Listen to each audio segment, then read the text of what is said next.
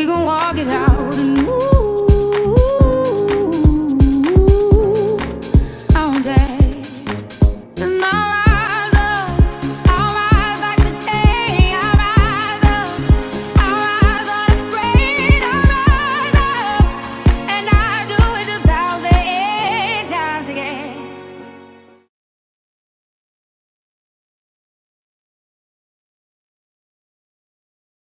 Knowledge base, and if you're wondering about our website. Hello, good afternoon, everyone. My name is Nini Chong, and I am live from my home. And I'm meeting you again through Her Rise Story, My Wellness.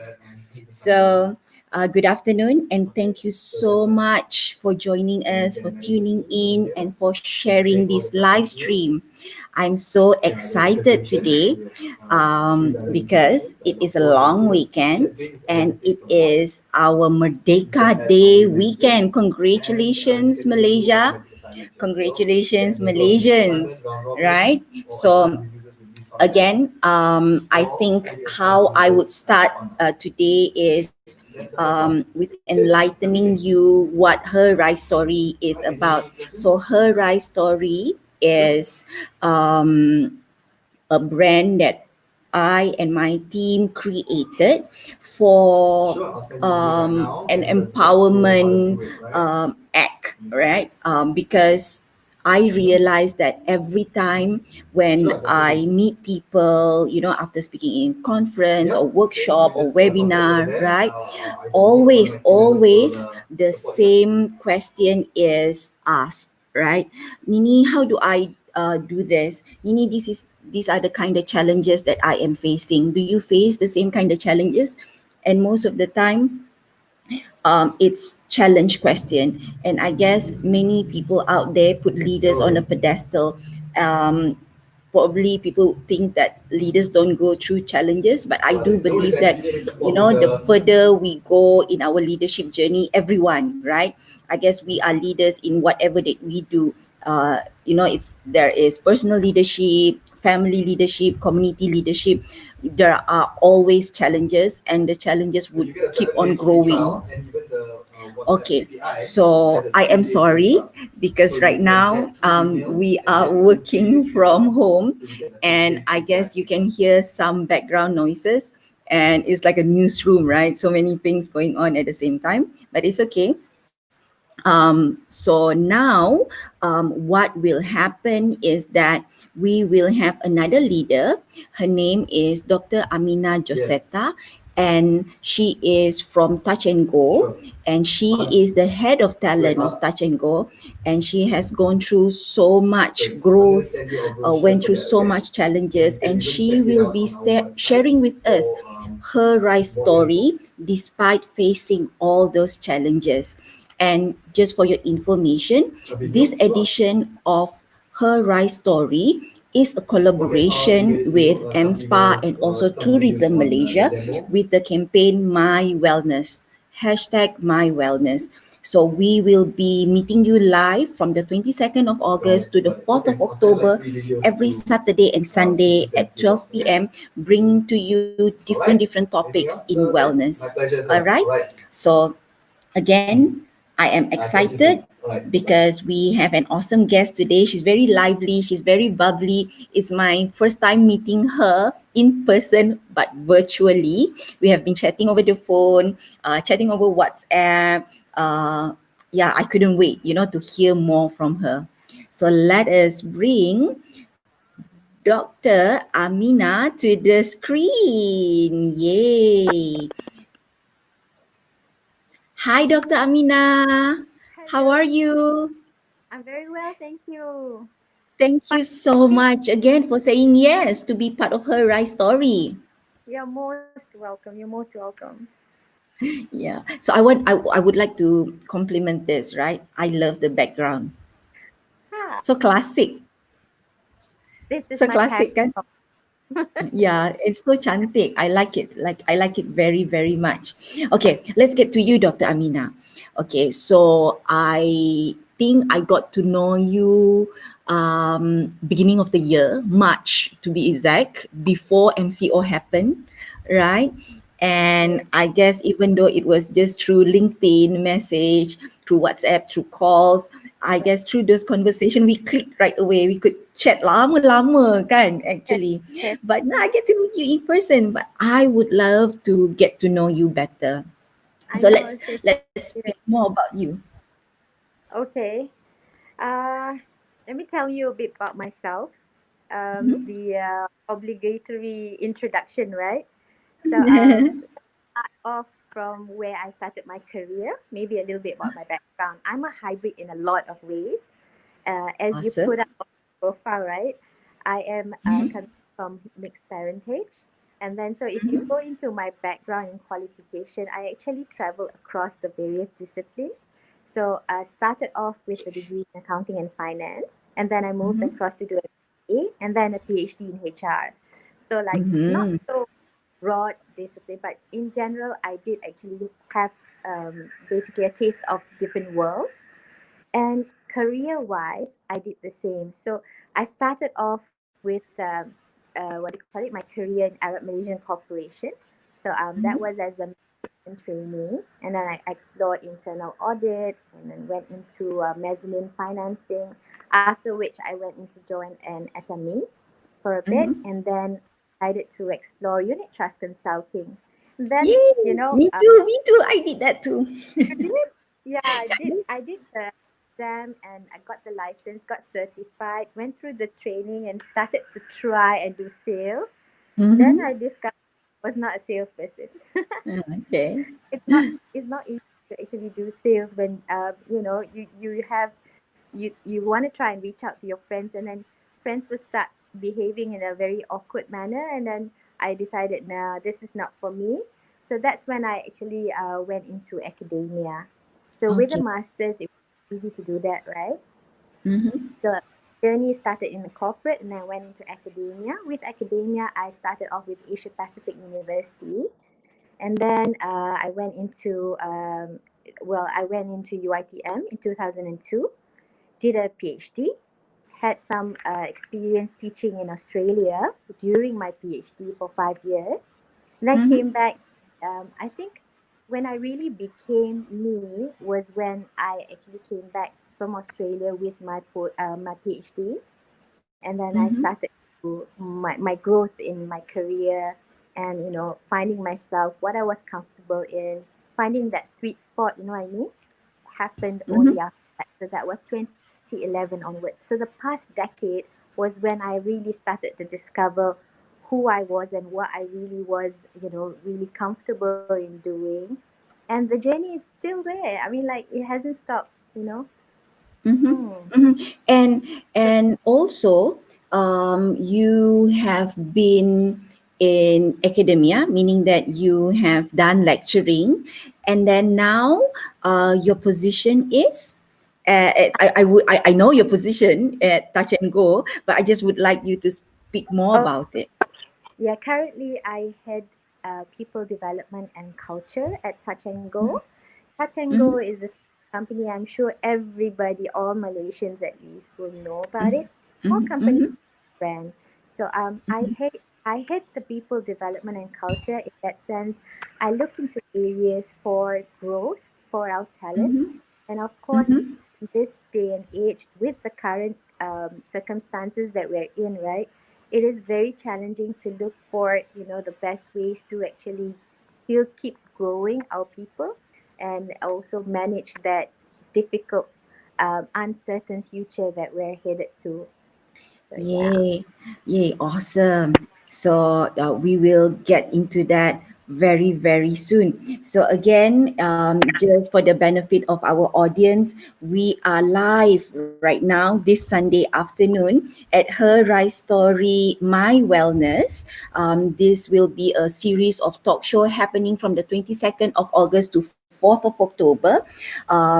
And again, this is in conjunction of the World Wellness Weekend, and it's a collaboration together with AMSPA and Tourism Malaysia, right? So the topic for today is identify your strength and getting the most out of it. And I think that we have the right guest in house today, because then she would be able to share with us, right, from the angle of producing talent, right, and then now managing talent, because so you are, like you said earlier during our warm-up chat, you are now in the demand side, right, where last time you were supplying talents, kan? So Absolutely.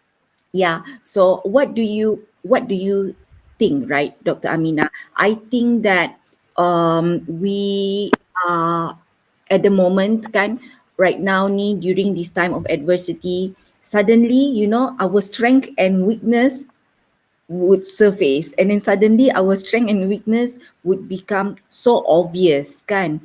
um, you know just based on that, in what you're doing in from the demand punya angle, kan, how do you see that people in general is performing right now?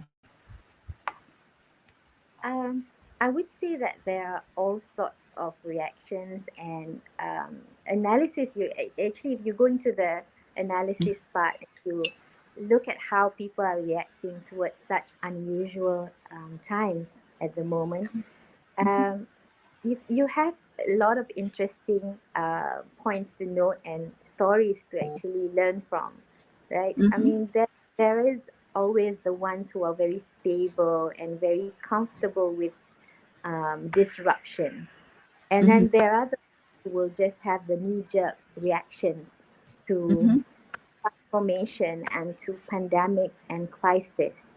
So mm-hmm, it really depends on the individual and the organizations and the culture that they have.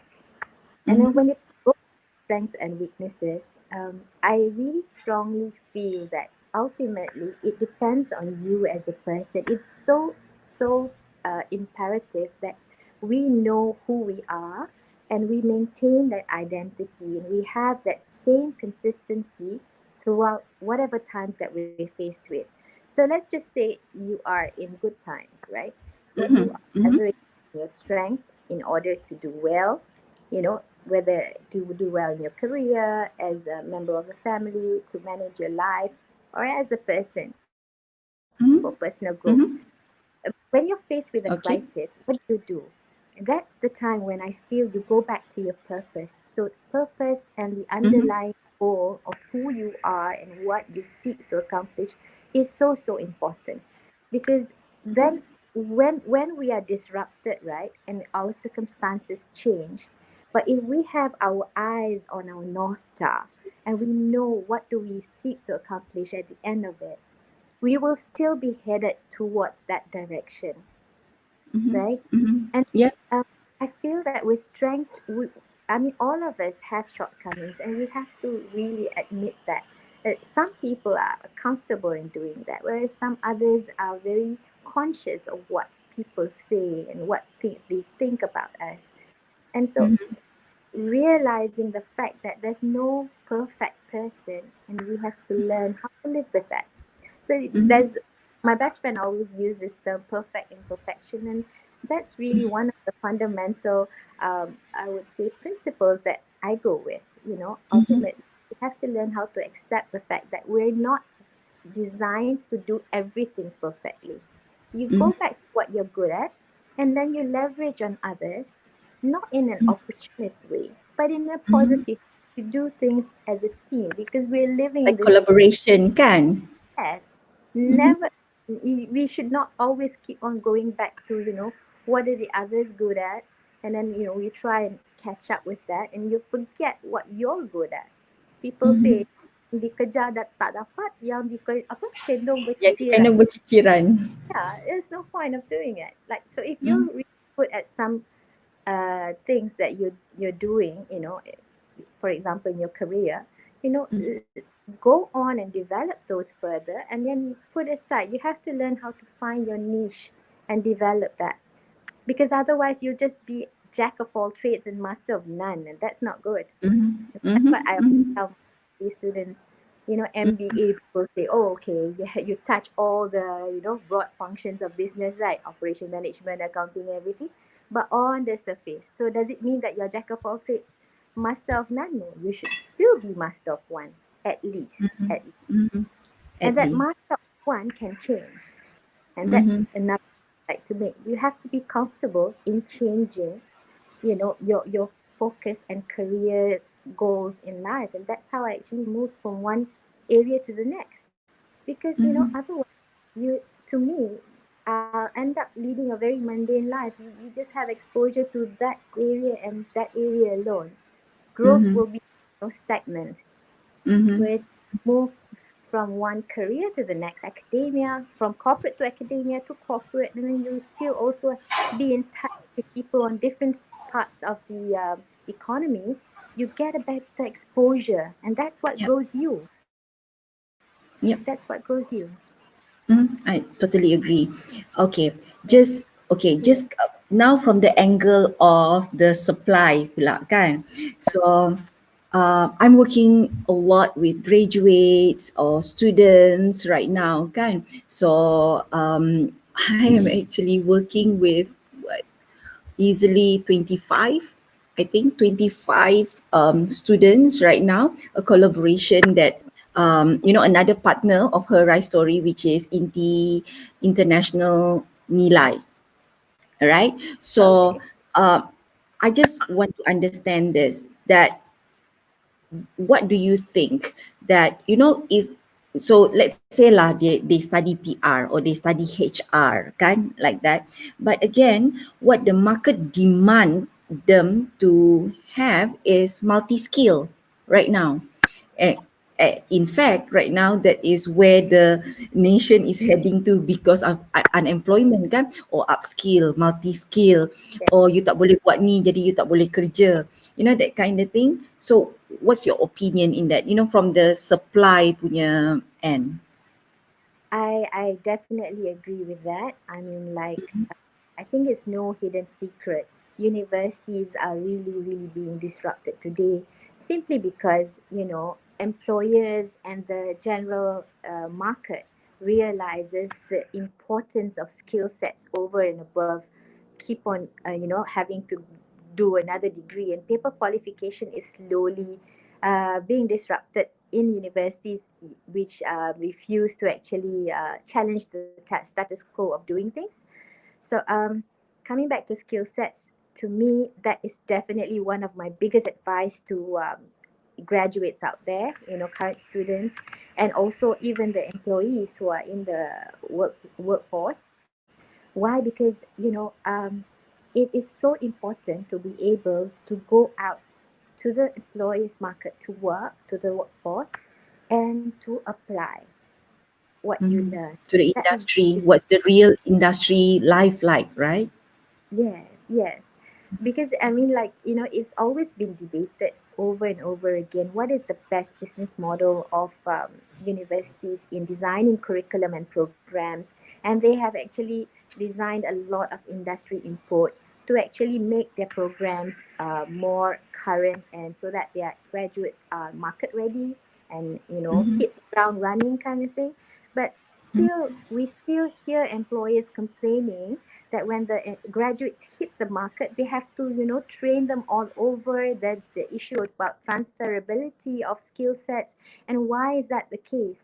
Now that I see what happens on the employer side and coming in from academia for 16 years, I can see where the gap is. A lot of times, and the biggest problem I say in a lot of problems we see around the world, is lack of communication.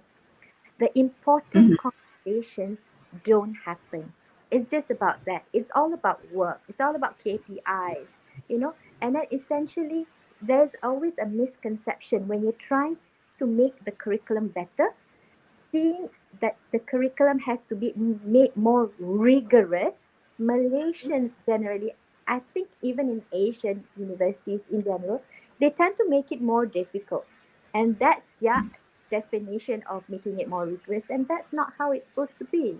You see, we really identify and take time to go out there, look into data, right? Find Yeah. out what are the skill sets which are really lacking, and go back to the drawing board and find out what is it in our curriculum that we are not addressing. What we have internships, we have industry linkages, we have, industry lecturers and adjunct professors and all that. But what is it that we seek to accomplish from them? We are very good at telling the story that we have this, that, and the other. Fantastic dashboards, fantastic blueprints. But then when it comes to execution and achieving those results, are we really doing it? Mm-hmm. And then it goes back to, I think, what do we really want to achieve at the end of the day? Is it clearly spelled out? So Mm-hmm. there's Mm-hmm. Mm-hmm. lot of things. I know it's not. I would say there's no magic pill to solve the whole, breadth of problems that I'm talking about. But Mm-hmm. if we think about it more and address at least the quick wins, yeah, people say the low hanging fruits, kan? We just address Mm-hmm. it, and then we have something to work on, and then it will be a snowball effect.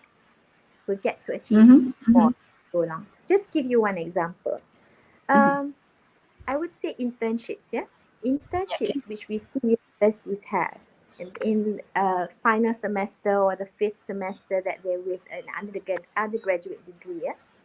When they go out to the workforce, you know what happens on the demand side?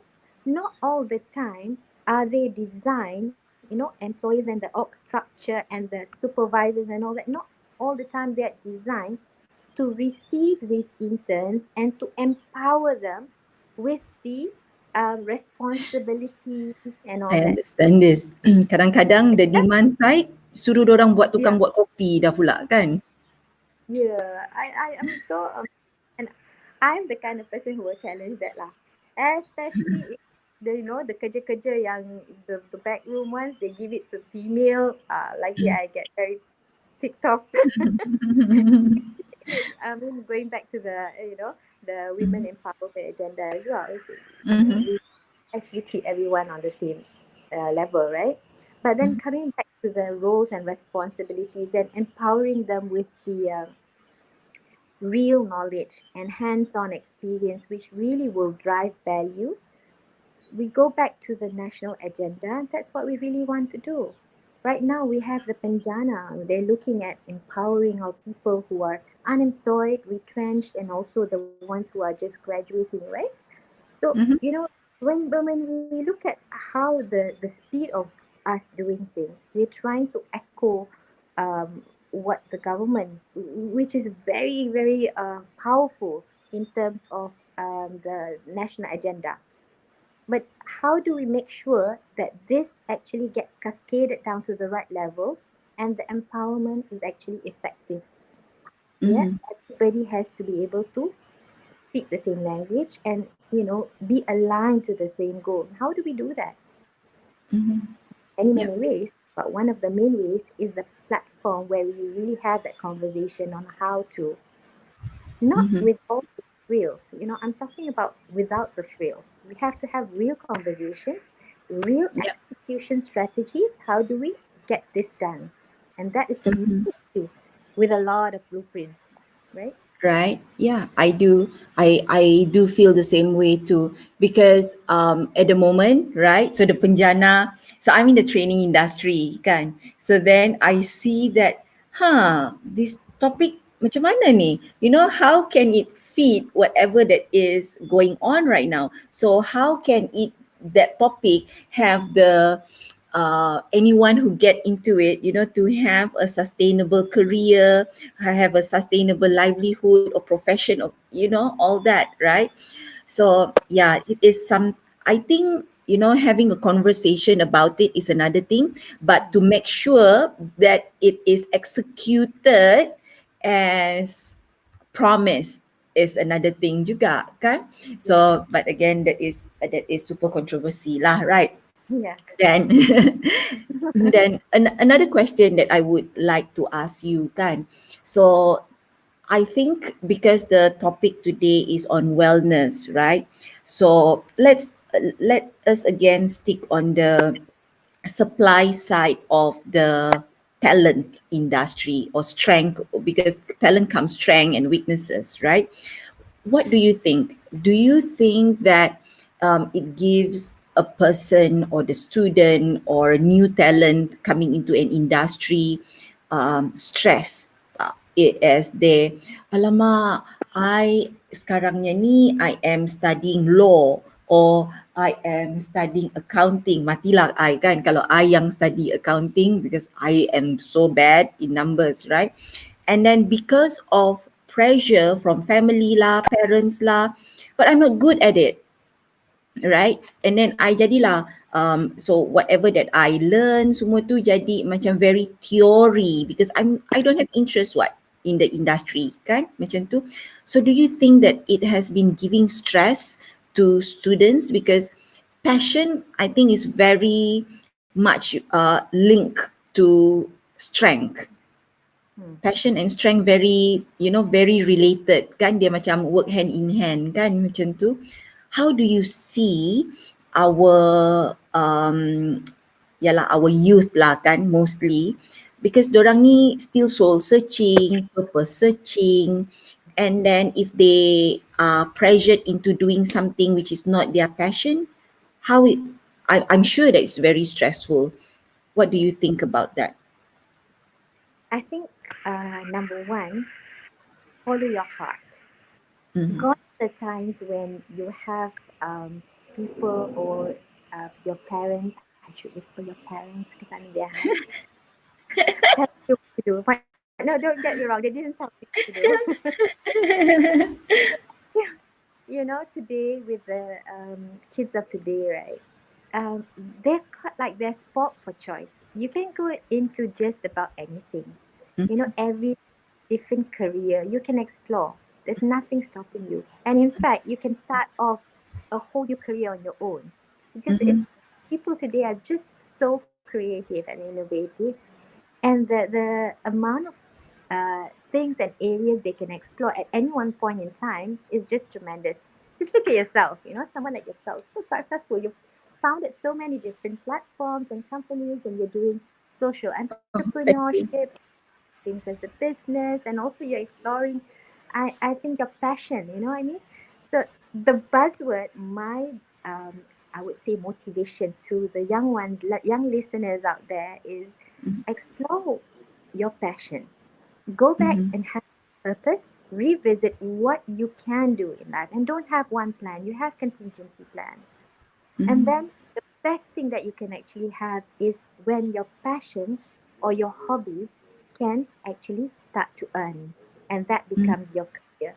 That is the, I would say, number one Ultimate formula. lah kan. Yes, the ultimate. Like people in my generation, we usually wait towards retirement before we start to explore our passion and hobby. But don't wait to do that. I mean, with the current times, everything is just so uncertain, Mhm. agile. You have all Mhm. these, they are overused, right? But then use Mhm. it to your advantage and set your future, path your future on what you want to do in life. Mhm. Because there's nothing, Mhm. nobody is going to tell you, okay, when you grow up, I want you to be a doctor, lawyer, or a accountant. It's anymore. And in fact, we've got all the, you've got your AI, AR, and IoT and all that to take over a lot of mundane things in life, right?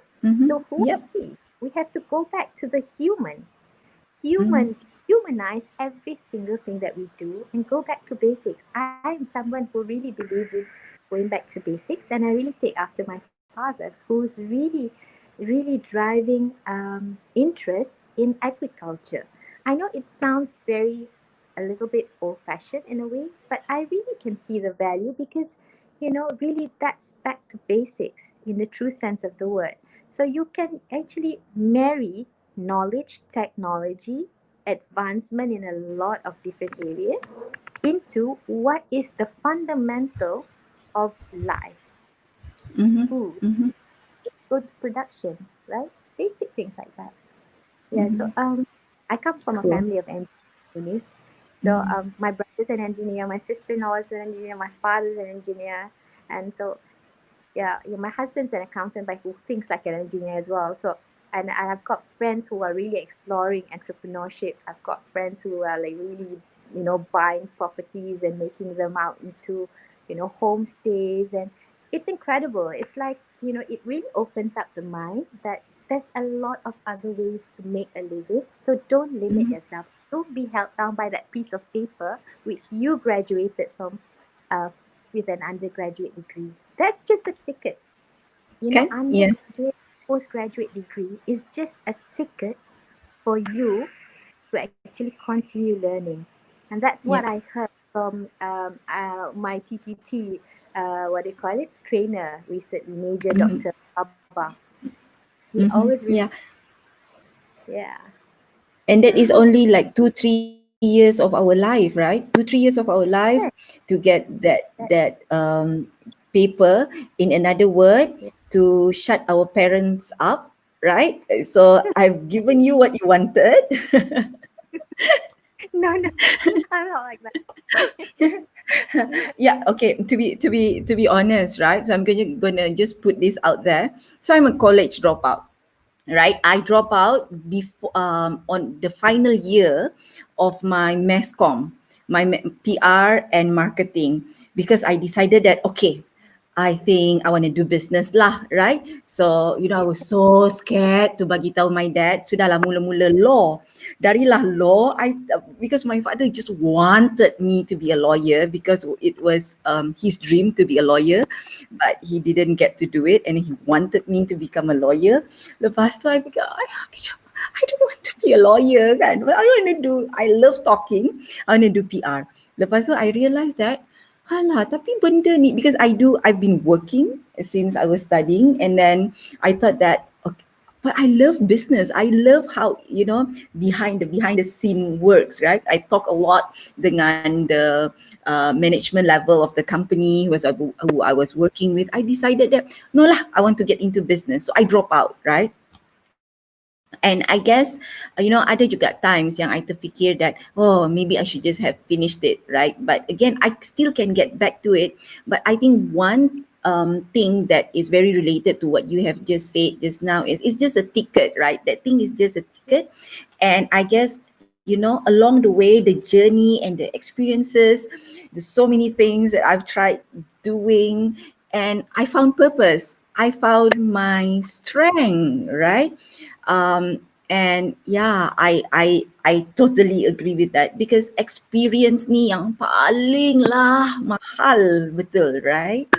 So, okay, getting into that, right? So we spoke about youth just now, and I think that one thing that you and I would agree, that there are many people, especially women, so women kan are conditioned to do a certain thing, especially by the family kan.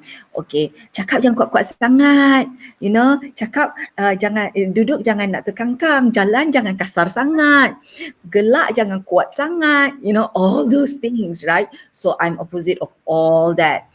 Okay. So, okay, then when we want to explore, when we want to be adventurous, when we have ambition, then you are too aggressive, you are too bossy, that, right?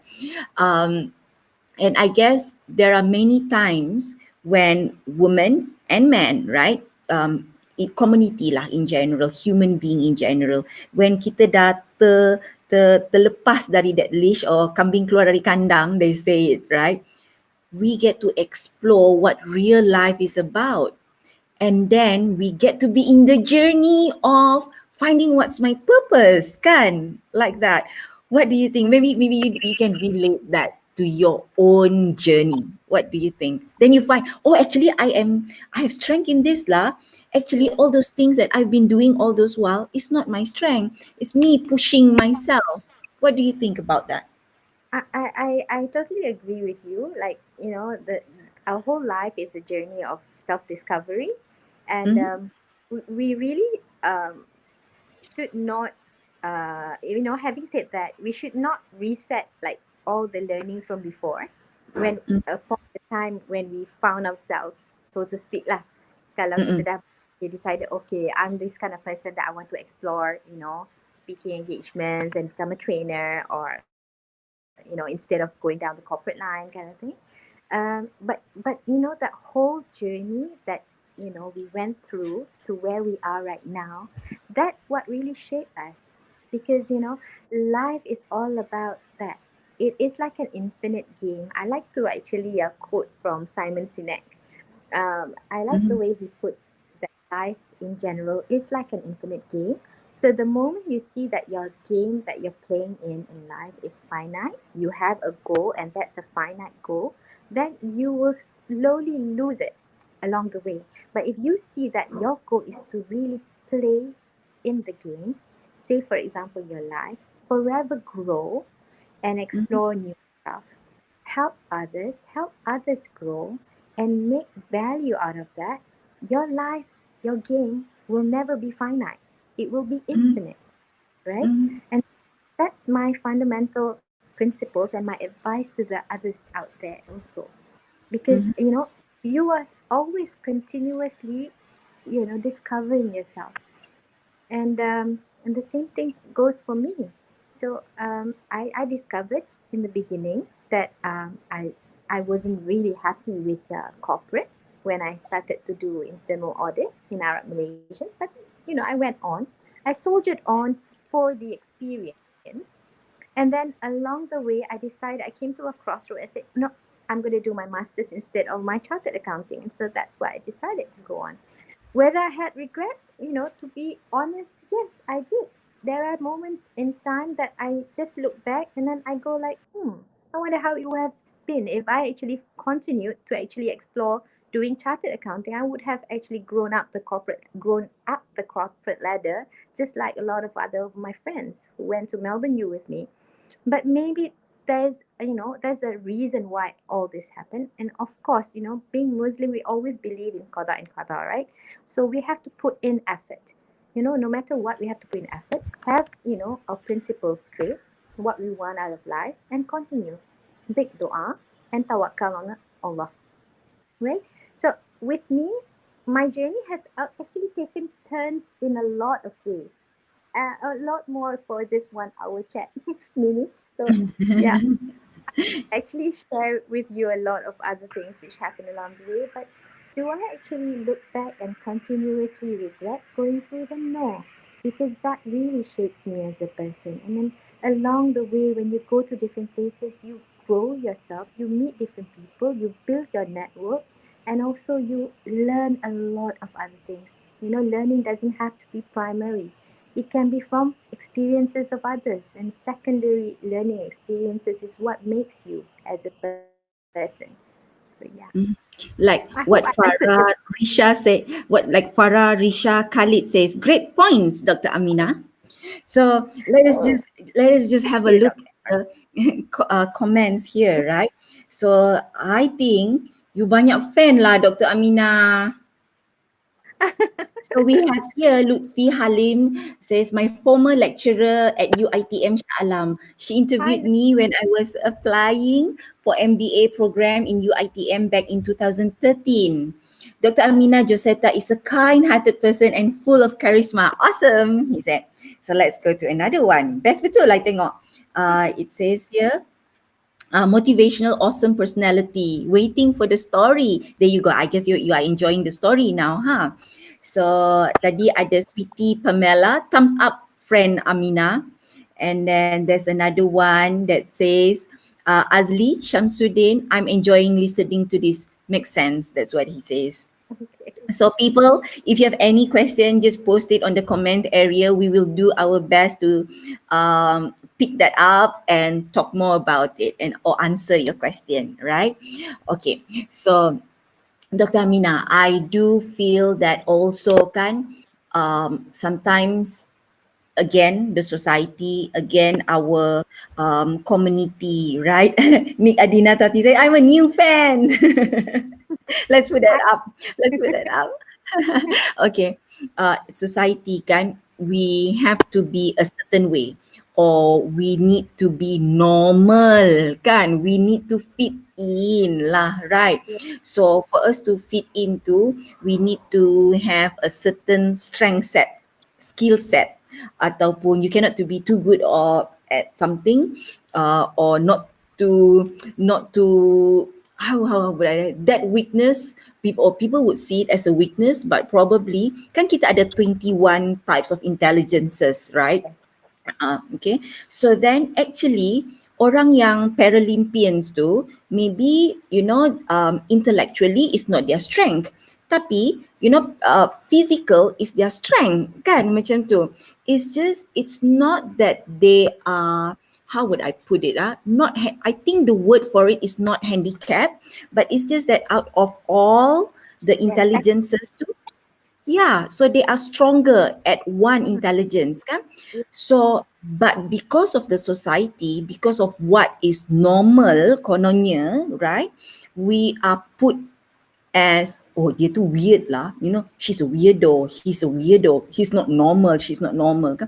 What do you, because this is causing a lot of stress and this is affecting wellness, I feel. Then orang tu walaupun dia punya intelligence lain, dia cubalah kuat sangat nak, dia punya ada intelligence yang sebenarnya tak ada kena mengena pun, right? What do you think about that? you know what? I would say I would love to be seen as a little bit lah of a weirdo, because the thing Mm-mm. is that makes you different. Okay. If you're just the same like everybody else, and you just do the same things, and you have generally the same set of strengths and weaknesses, then there's nothing special about you. You have to Okay. have some characteristic about you that you're seen as, different or unique in your own ways. And it depends. So some people might define unique as weirdo. You know what I mean? Mm-hmm. Mm-hmm. Um, Going back to my point earlier, go back to your identity and then stick fast to it. I think another point I like to add here is me as a person. I feel that one of the weirdo characteristics or traits that I have is I will actually say out things which people find taboo in saying or talking about. Uh, Mm-hmm. don't have qualms in doing that, and then Mm-hmm. going from all walks of life and saying hello to anyone and everyone, whether you're a Kan? regular marhain or people pay marhain, right, for the VIPs. Mm-hmm. We go up. Mm-hmm. Partly also because sometimes I tak ingat orang and I don't really recognize a VIP who's right around me, and I'll just be very relaxed about it, and that makes me feel more comfortable. Yeah, it was more comfortable. I was just having this conversation this morning over breakfast, roti canai with my cousin, and yeah, we were talking about how certain shops go viral, and then he was making a point that it really depends on the waiters and waitresses. They have to have an attitude. Attitude, what they mean is macam rude tau. So kalau lagi Mm-hmm. rude, macam they are very confident that the restaurant or cafe macam is good, that they don't mind being rude and orang will still come. So we were trying to go for one of those places lah, viral places, which I refused to queue up. It was so long, so forget it. We left. That was the point that we were making. So when you think about it, weirdos and all that, they have that pull factor, betul tak? Because they're Mm-hmm. different. Okay. Yes, they have a pull factor. So Mm-hmm. the message out there is stick to be yourself. Just be yourself. Don't bother too much about what people think of you. Yeah. Mm-hmm. Mm-hmm. Okay, just for the benefit of the audience also, I think we will be going a little bit over time here, but because the conversation is getting so interesting, kan? I hope that you are okay. I hope that you will continue watching. Tak banyak, maybe just 10 minutes. So I am letting you know earlier and asking for your permission earlier so that I honor our promise, because our timing is supposed to be 12 to 1, but I am right now renegotiating time with you so that I still honor my agreement. So are you okay with that, Dr. Amina? Yes, I'm fine. Yeah, okay, awesome. Because this conversation is like best sangat kan, getting interesting right now. So then let us get to the wellness part of it kan. So identifying my strength and identify my strength, work on it, or identify my strength and identify my weakness and no longer need to work on my strength and focus on working on my weakness pula. What do you say on that? Because right now you are at the demand punya level kan, so you are getting people into the workforce right now, you are managing them, you are developing them kan sekarang ni. So what do you think about that? Okay. Know what Because your that strengths they will affect wellness kan are. actually. Mm-mm.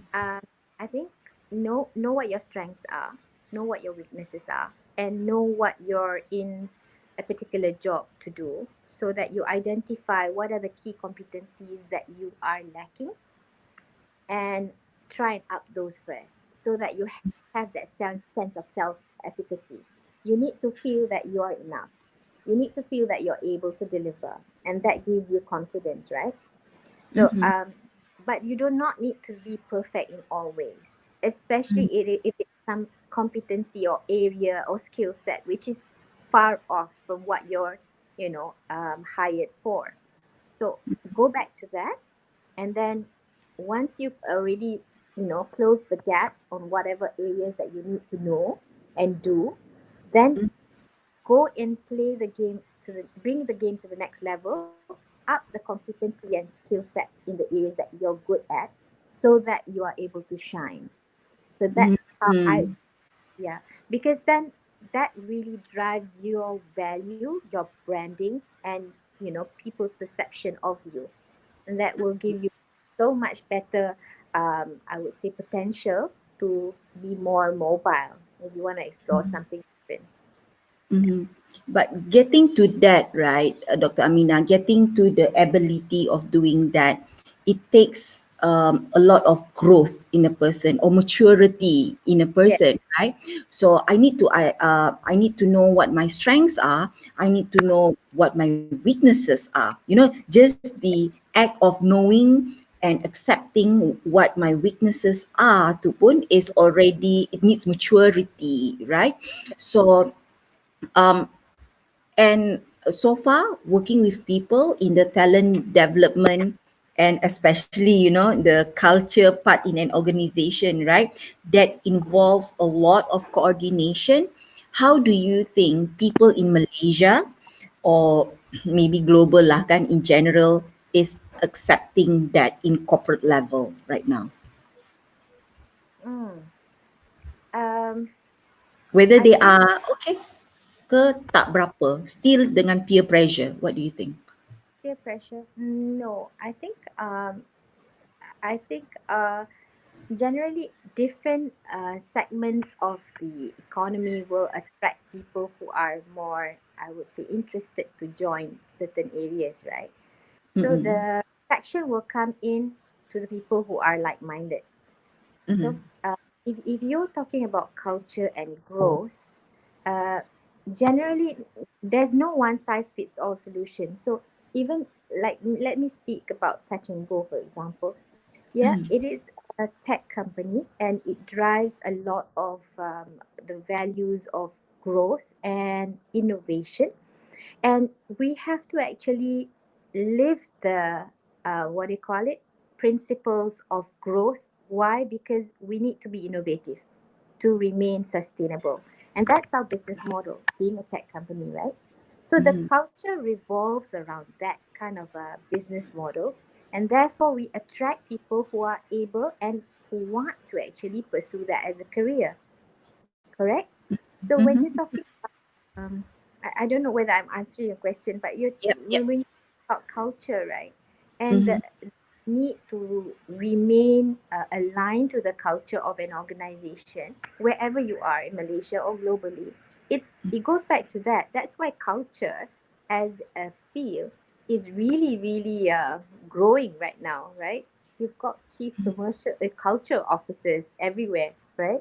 Why? Mm-hmm. Because companies and organizations have realized the importance of branding and having that value proposition clearly spelled out, so that everybody has, a common point to align themselves to, so that the overall objectives of the organizations are achieved.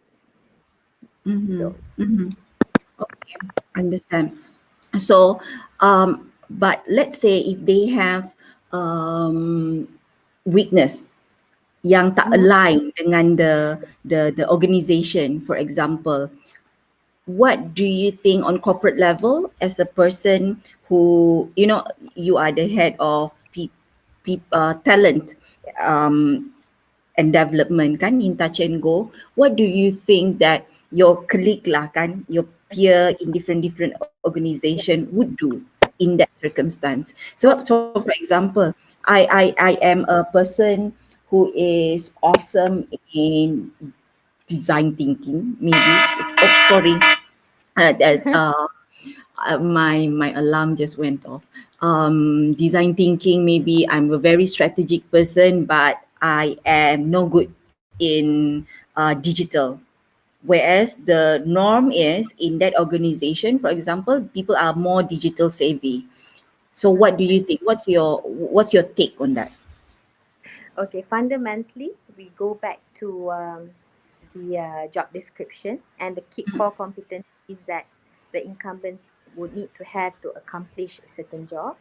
Mm-hmm. And we go see where the gaps are.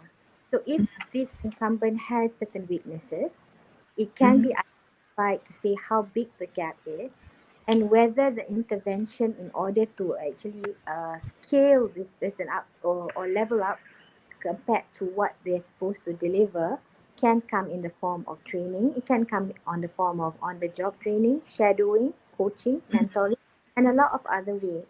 So, but these interventions are only, I would say, necessary if that gap is clearly something which is worth, putting your investments in lah on a what do you call it, standpoint of the organization, because in this current times especially, it all goes back to how do you balance, balance livelihoods, balance organizational goals, and also manage cost optimization, because sustainability is a real issue that a lot of organizations are faced with. So it is easily said, but not easily accomplished, correct? So Mm-hmm. not all time that we see there's a problem, we can send off the employee for training because it might not be a good decision in the first place. Mm-hmm. You know what I mean? Yeah, So, but it will not be related to whatever the KPI yeah, pun kan. yeah, Mm-mm. sometimes even you go back to your resources which you have. That's why, revisiting the underlying business model is really something which a lot of companies are doing right now.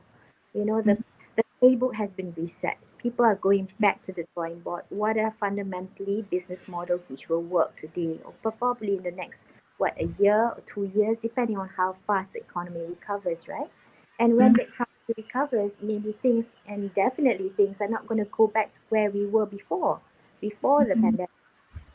So then it really is a question of survival and livelihoods, and how do we balance both? So sometimes there are hard decisions that organizations will have to take, and that's where I come in, and I actually live the balance, try and balance the act of business sustainability and advising the people decisions so that livelihoods who are threatened are at least upskilled to a certain extent before they hit market again. Because there's a lot of mobility as you see today, and there's more to come. And these are the Yeah. hard decisions and the hard facts that we're seeing in the market all across the whole globe. Definitely, definitely, right? So, okay, so I guess enough of what's going on out there and what you are managing right now. I would like to get into, so when you began just now, you mentioned that I am actually a hybrid in so many ways. That's what you said just now, kan? So, along the way, too, I guess your education and getting into different sectors and getting into when I say sectors too, corporate and government, and then getting into different types of industry or background kan, uh, they must have been challenges, and that is very related to strength, right? And what kind of challenges that you faced along the way? What were the most significant one? That story I would like to hear. Okay, let me share with you a story about a challenge how I actually managed to stay 16 years in a public university with a character, a very disruptive character, I think. I fit into I think I'm one of those squares who tries to fit into a circle, as far as the conventional academic is concerned. So, w- who I am is I'm always like that person who's challenging status quo and trying to figure out ways in which to make a difference, even if it means a small difference. So at the university at UITM, I pushed for quite a number of projects and changes, and I have to admit the fact that I had a lot of backup and strong backup from very strong personalities like some senior academics from place, family members, friends, and also one of our pro chancellors, the one who we named the graduate business school after Tun Arshad Ayub himself. So what I did was fundamentally bring in ideas and actually execute, I would say, initiatives, yeah, which is never heard of before. For example, a tie-up for a dual master program with a German university, which was quite difficult to actually bring that through. So I maneuvered the bureaucracy to actually get the approval alongside my director at that point in time, and we made it. We made it. And you just need to be a little bit bold. And when I say a little bit, it's not really a little bit. You need to be, bold to just, go through the process, because a lot of times the red tape is just so incredibly hard on you. The hurdles that you have to go through, and you have to like take, one step forward and two steps back every time. So sometimes you just have to have that leap when you jump on and take on the I would say, risk of doing things. But I did it all with a lot of support from Tan Sri Arshad at that time. Now he's Tun Arshad, right? He actually told me, he said, you know what? Just go ahead and do it. What's the worst can happen? If you lose your job, you're doing it for a good cause. You lose your job, go and find another one. That's what he said to me. Yeah. So That's that an really, awesome mentor to have, right? yeah, yeah. I really have him as one of my big great idols, and he's 94, and he's just so strong and continuously learning and exploring new stuff. Yeah. Besides that, I feel the challenges that I also had was trying to actually push for visibility for the schools that I was with.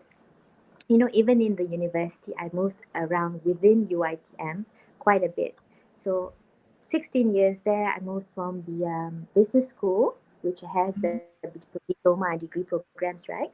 And then I actually went into the Institute of Business Excellence, a business consultancy arm. And that's where I had fantastic collaboration and exposure to working with industry players. And then after that, only I joined the graduate business school, which is like, I would say, the ones which houses the signature programs for the university, the MBA and the DBA. And that's where I actually grew myself, and I learned how to actually strike very, very valuable collaborations with industry players and also international partners.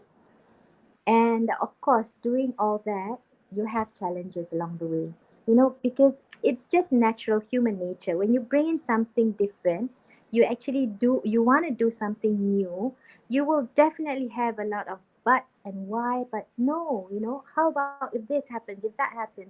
So you just have to soldier on and continue to push the idea until you see some fruits of results from it. You see, I go back to my principles. I do it with a good niyat, yeah, hoping for some kind of value to bring them to school. But of course, with um, going unconventionally, you will definitely have challenges. You just have to stand fast and have a good support team. So I had two fantastic best friends there, Dr. Azlina and Dr. Arlina, who went along with me. And we actually, one of the best moments of my career with UITM is when we actually ran half a million fundraising event for Asha Ayub Graduate Business School to gain visibility from the corporate players at Mm-hmm. Majestic Hotel, and we ran it all in a single month with the help of some fantastic event managers out there. So Oh, that's so it, cool. it was fantastic. We had like all the top corporate partners with Tongku Sepas Selangor seated at the table, and we had entertainment and all this fancy stuff. Areas which are totally out of, I'm really horrible at all this event stuff, event management, but we managed to actually execute it. And Prof. Azam, our dean, was just, fantastic at giving the support. And we all did that for that name because you need to be able to spend to get traction, right? Get visibility, essentially what we wanted to do. And Nice. yeah, naturally, of course, with the red tape, you can imagine the number of rules that I broke, to get the program to run in one month. But oh, it's worth it. It's worth it because we're really happy with the output. So yeah, Menjawab nantilah, right? yes. Buat dulu, Menjawab. jawab nanti. I should quote one of our former TNCAAs of UITM actually advised me. Sometimes you need to just go ahead with a good idea, go with what your heart says, and face the consequences later because he said it's easier to seek for forgiveness than to seek for approval. And that's what he said. I love that. It Yeah, is he's the that. easier. Okay, I'm Yeah, going to repeat yeah, that. It is yeah. easier to seek for forgiveness than to seek for approval. So I Yes, love that. process is like so far. I mean, there's no proper, set process for to go for forgiveness. So that's faster. Show the puppy eye. Yeah. So, okay. So going through all these challenges, right, Dr. Amina, what was the learning? What was the key learning? And what was the key mental model that you had that had you, rise above the challenges? What do you think? You know what? I have this model which I sort of like put together. I wouldn't say coin because I'm embarrassed to say that, but Hmm.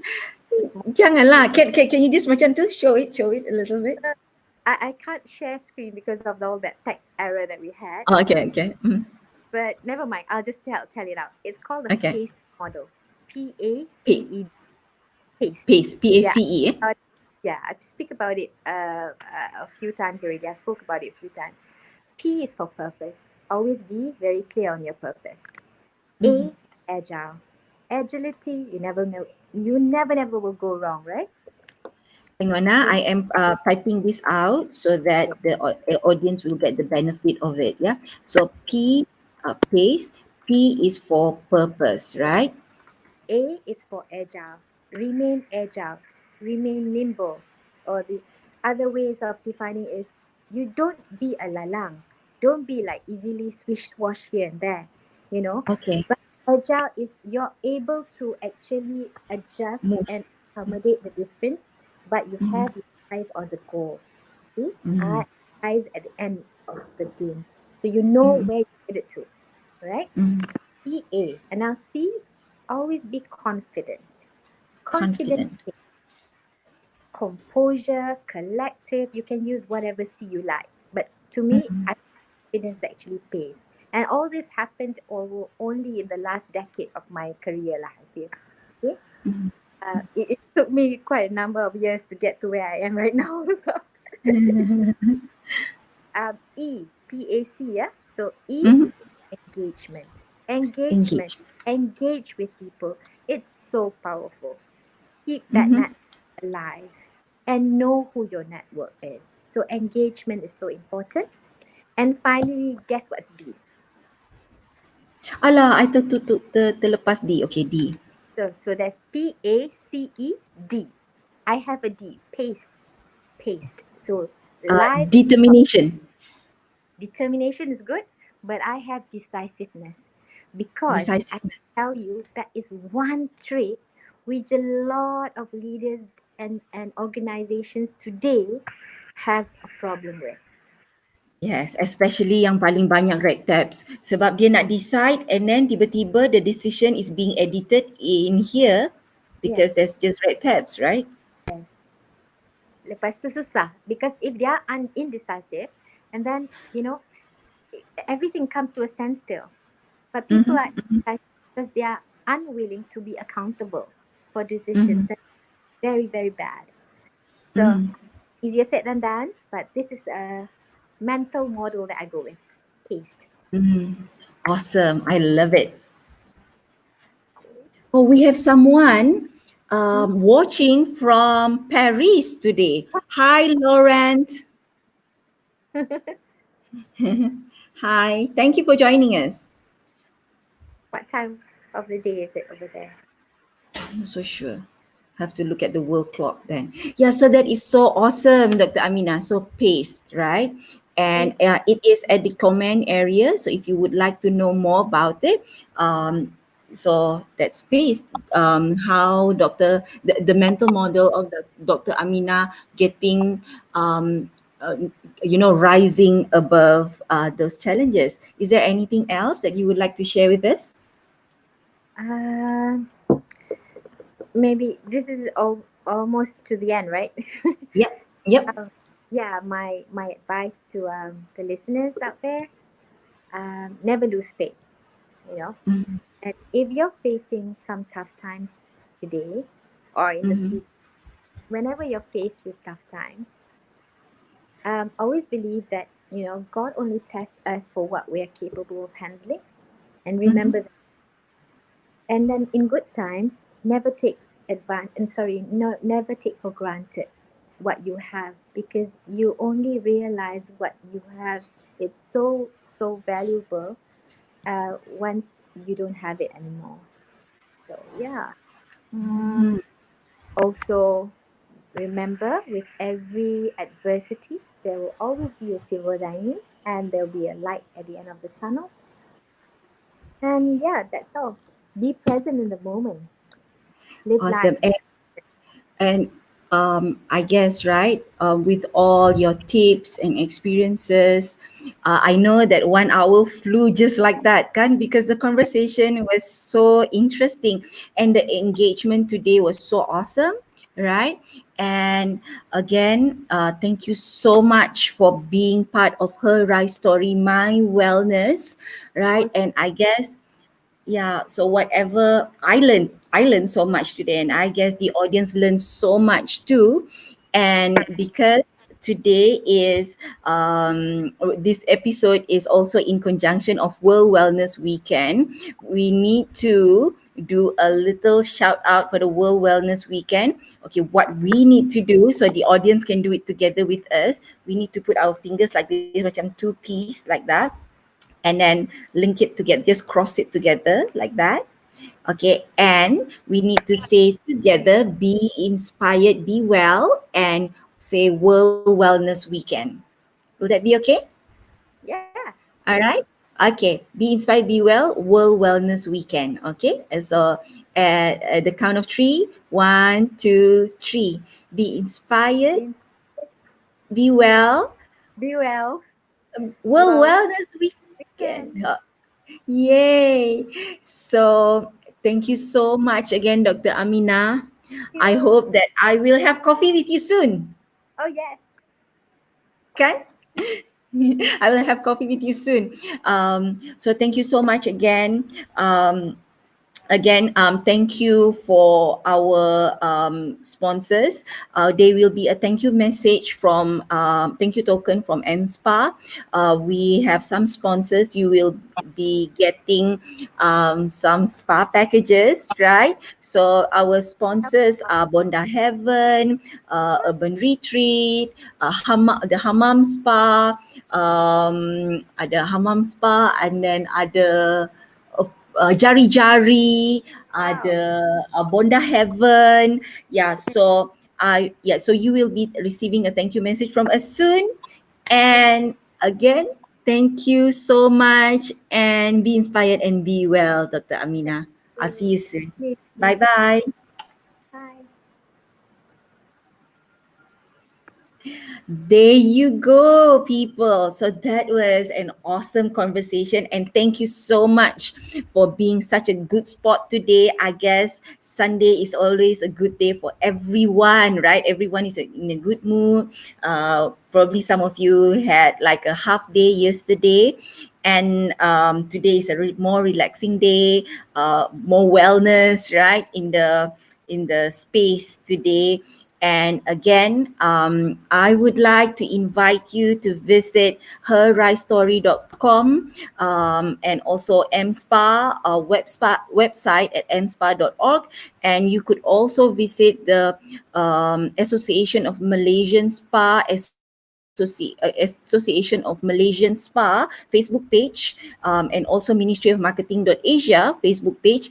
Again, our virtual show will be airing from 22nd of August to 4th of October every Saturday and Sunday. The next phase of Her Rice Story My Wellness will be Her Rice Story Heroes, where we will be working with 40 heroes, which will be 20 affluent heroes and also 20 rising heroes.